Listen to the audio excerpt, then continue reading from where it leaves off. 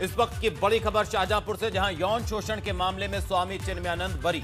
इस वक्त की बड़ी खबर, तो कोर्ट ने सभी आरोपों को खारिज किया। एमपी एमएलए कोर्ट ने चिन्मयानंद को बरी किया।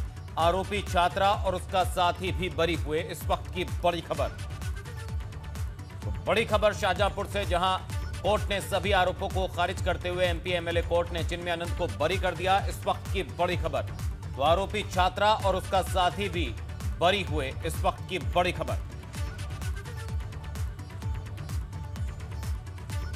तो बड़ी खबर शाहजहांपुर से, जहां यौन शोषण के मामले में स्वामी चिन्मयानंद को आरोपों से बरी किया। कोर्ट ने सभी आरोपों को खारिज कर दिया। तो एक बड़ी राहत स्वामी चिन्मयानंद के लिए, और इसके साथ ही आरोपी छात्रा और उसका साथी भी बरी हुए। स्वामी चिन्मयानंद पर एलएम छात्रा द्वारा जो भी आरोप लगाए गए थे, माननीय न्यायालय ने उनको खारिज किया है और स्वामी चिन्मयानंद को बाइज्जत बरी किया। उधर मऊ में टेंट हाउस संचालक ने अपने साथियों के साथ मिलकर दूसरे व्यापारी को बुरी तरह से पीटा है। दिन दहाड़े मारपीट की घटना सीसीटीवी कैमरे में कैद हो गई। मामला थाना कोतवाली के तहत शहादतपुर बाजार का है, जहां टेंट हाउस संचालक अपने कई साथियों के साथ मौके पर पहुंचा और व्यापारी से मारपीट शुरू कर दी। पुलिस ने इस मामले में केस दर्ज कर कार्रवाई शुरू कर दी है। तो एक्सक्लूसिव तस्वीरें इस वक्त आप देख रहे हैं एबीपी गंगा पर, किस तरह से पूरा मारपीट का वाकया हुआ। टेंट हाउस संचालक ने व्यापारी को पीटा, अपने साथियों के साथ मिलकर बेरहमी से पीटा, जिसकी तस्वीरें, एक्सक्लूसिव तस्वीरें इस वक्त आप देख रहे हैं, ये सीसीटीवी कैमरे में कैद हुई। तो पुलिस अब फिलहाल पूरे मामले की जांच में जुट गई है।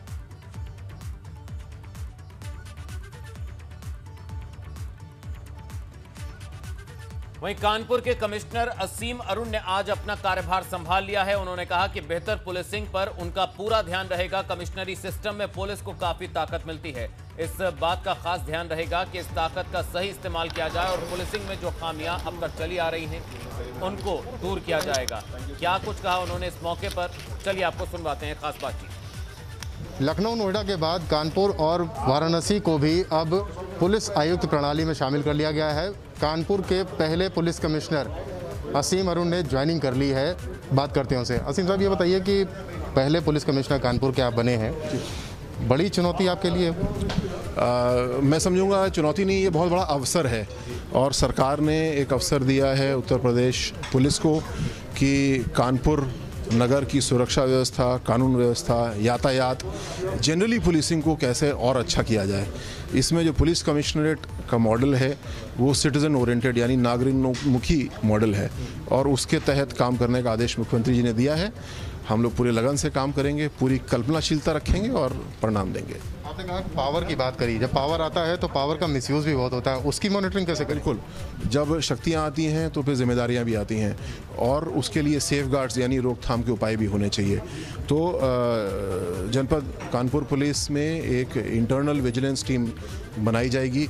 इस बात के लिए, भ्रष्टाचार को रोकने के लिए, कोई पदों का दुरुपयोग कर रहा है, कोई अपनी नौकरी की ओर ध्यान ना देकर के बिजनेस में लगा हुआ है, ऐसे कोई भी गलत काम हो रहे हैं, तो ऐसे गलत काम तब नहीं पता होना चाहिए जब वो बहुत बिगड़ जाए, वो बहुत पहले पता होना चाहिए। उसका एक आंतरिक सिस्टम बनाया जाएगा, एक इकाई लगातार इस पे काम करेगी। पूरी पुलिसिंग को बेहतर करते हुए कानपुर शहर में एक ऐसा माहौल क्रिएट करने की कोशिश की जाएगी जिसमें अपराध और जो अपराध से जनित चीज़ें हैं उनको न सिर्फ कम किया जाएगा बल्कि लोगों में भरोसा भी पैदा किया जाएगा कि पुलिसिंग अच्छी कैसे हो सकती है और उस अच्छी पुलिसिंग का मुजाहरा भी पेश किया जाएगा।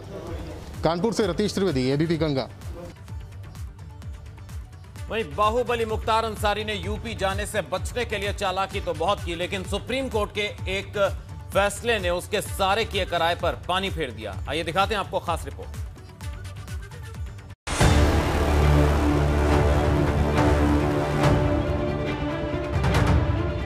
बाहुबली, गैंगस्टर, माफिया और माननीय भी। जी हां, अपराध की दुनिया की हर डिग्री इसके नाम है। जराइम की दुनिया की डिक्शनरी का हर शब्द इसके नाम है। कभी खौफ का दूसरा नाम कहा जाने वाला मुख्तार अंसारी आज खुद खौफ में है।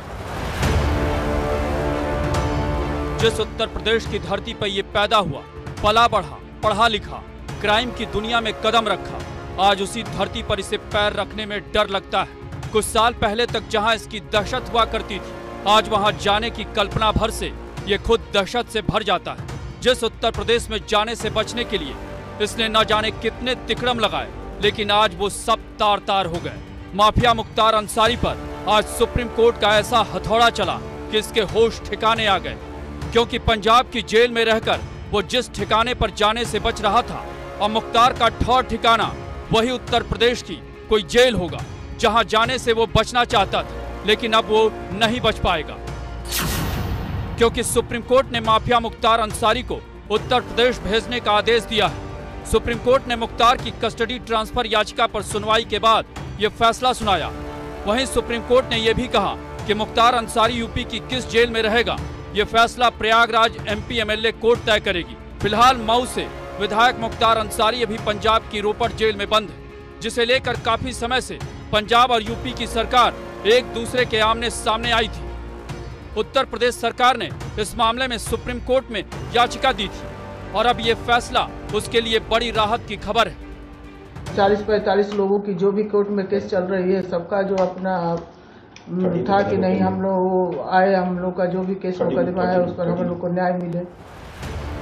बहरहाल मुख्तार अंसारी बड़ी ही चालाकी से एक केस के सिलसिले में यूपी से पंजाब की जेल तो पहुंच गया, और उसने यूपी आने से बचने के लिए हर हथकंडा भी अपनाया, लेकिन सुप्रीम कोर्ट के एक कानूनी हथौड़े ने उसके सारे मंसूबों को अब चूर चूर कर दिया है। मुख्तार अंसारी के लिए ये किसी बुरे सपने से कम नहीं। शायद इसीलिए कहते हैं कि कानून के हाथ बहुत लंबे होते हैं।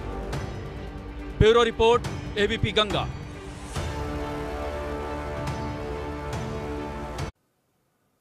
मुख्तार अंसारी को यूपी भेजने के सुप्रीम कोर्ट के आदेश पर यूपी सरकार के प्रवक्ता सिद्धार्थनाथ सिंह ने कहा कि वो सुप्रीम कोर्ट के फैसले का स्वागत करते हैं। ये योगी सरकार की मुहिम है जिसमें प्रदेश में कानून व्यवस्था का राज है।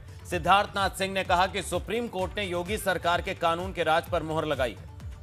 सुप्रीम कोर्ट का जो निर्णय हुआ है उसको हम लोग स्वागत करते हैं मुख्तार अंसारी के विषय पर, लेकिन साथ ही साथ जिस प्रकार से हमारे मुख्यमंत्री योगी आदित्यनाथ जी ने मुहिम छेड़ी है कानून व्यवस्था का राज रहे, आज उस पर भी मोहर लगी है। पंजाब सरकार ने काफ़ी कोशिशें करी, लेकिन वो जीत उनकी नहीं हुई है, और हार होते हुए उनको अब रिलीज ही करना पड़ेगा मुख्तार अंसारी को। उधर बड़ी खबर वाराणसी से, जहां ट्रांसफार्मर में आग लगने से अफरा तफरी मच गई। घटना दशाश्वमेध थाना क्षेत्र की है। यहां पर केसीएम थिएटर के पास ट्रांसफार्मर में भीषण आग लगी, जिसके बाद फायर ब्रिगेड ने कड़ी मशक्कत के बाद आग पर काबू पाया। तो आग लगने से पूरे इलाके में अफरा तफरी का माहौल रहा। तस्वीरें आप देख सकते हैं, एक्सक्लूसिव तस्वीरें भीषण आग की। ट्रांसफार्मर में आग लगने से काफी देर तक अफरा तफरी का माहौल रहा। वाराणसी के दशाश्वमेध थाना क्षेत्र की यह घटना। केसीएम थिएटर के पास लगे ट्रांसफार्मर में भीषण आग लग गई, जो देखते ही देखते बढ़ती चली गई, जिससे पूरे इलाके में अफरा तफरी का माहौल रहा। सूचना पर फायर ब्रिगेड की टीम मौके पर पहुंची और कड़ी मशक्कत के बाद आग पर काबू पा लिया गया।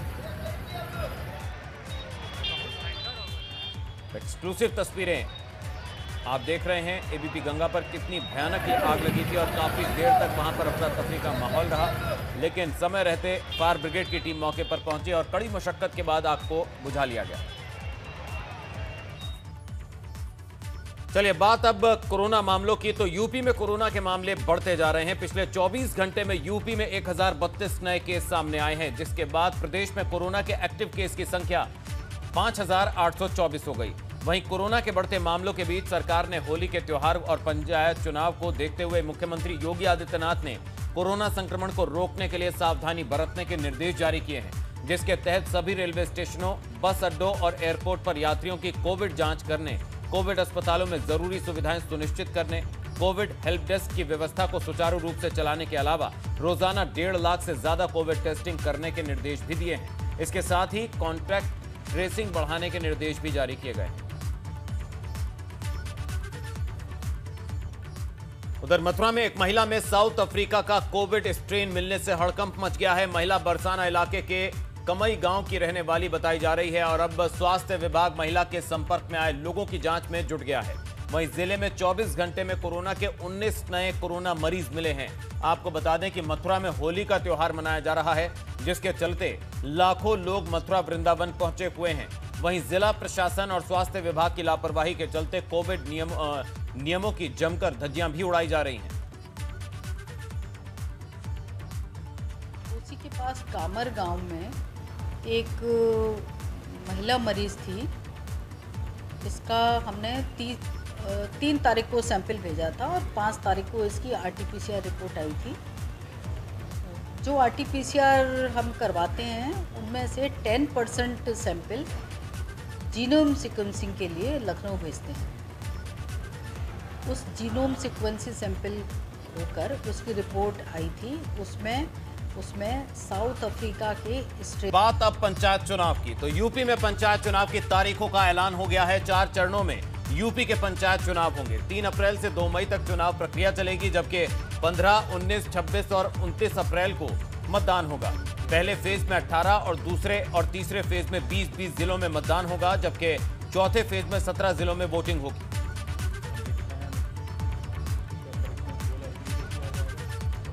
दो मई को आएंगे चुनाव के नतीजे। 5 अप्रैल को नामांकन प्रक्रिया की जांच होगी। 7 अप्रैल को नाम वापसी की प्रक्रिया।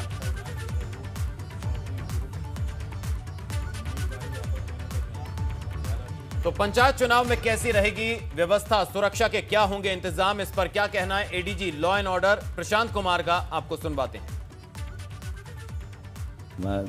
माननीय राज्य निर्वाचन आयोग ने आज 4 चरणों में होने वाले चुनाव की घोषणा की है और इसकी तैयारी पुलिस विभाग के द्वारा पिछले 1 महीने से की जा रही है। जितने भी हमारे पोलिंग सेंटर, पोलिंग बूथ्स है, सबका भ्रमण कर लिया गया है।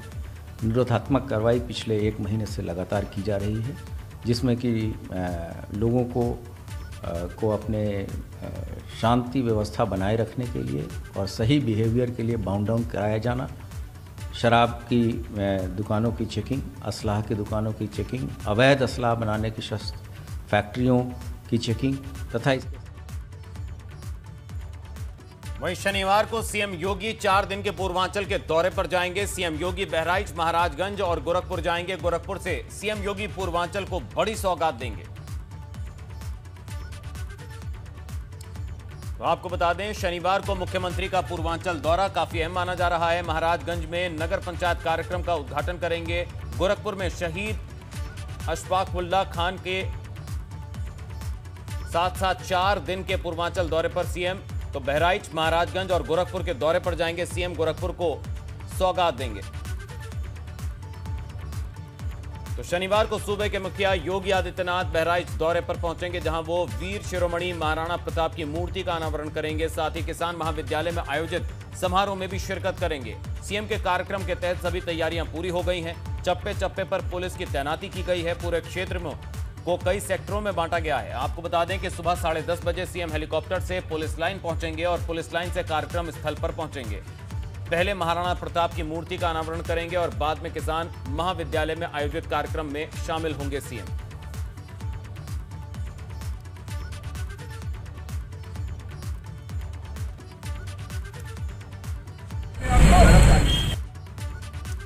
एटा के कोतवाली देहात में तैनात सिपाही पवन कुमार को अभद्रता मामले में निलंबित कर दिया गया है। दरअसल एक वीडियो वायरल हुआ था जिसमें पवन ड्यूटी पर तैनात कोतवाली देहात के हेड कांस्टेबल मिश्री लाल और एएसआई एनडी तिवारी से अभद्रता और गाली गलौज कर रहे हैं, जिसके बाद एडीजी आगरा जोन राजीव कृष्ण के निर्देश पर आरोपी सिपाही पवन कुमार को तत्काल प्रभाव से निलंबित कर दिया गया। अरे हो गई भाई, तो तेरी बात नहीं है भाई, अब उसके आराम करना वहाँ से का मामला है। आरक्षी पवन कुमार है, उसके बाद 23 मार्च को कार्यालयिक पद मौजूद हेड कांस्टेबल मिश्रीलाल और एसएसआई एनडी तिवारी के साथ अभद्रता की गई, गाली गलौज की गई, और जिसका वीडियो वायरल हुआ है उसको तत्काल प्रभाव से निलंबित कर दिया गया है और जांच हिताधिकारी को दी गई।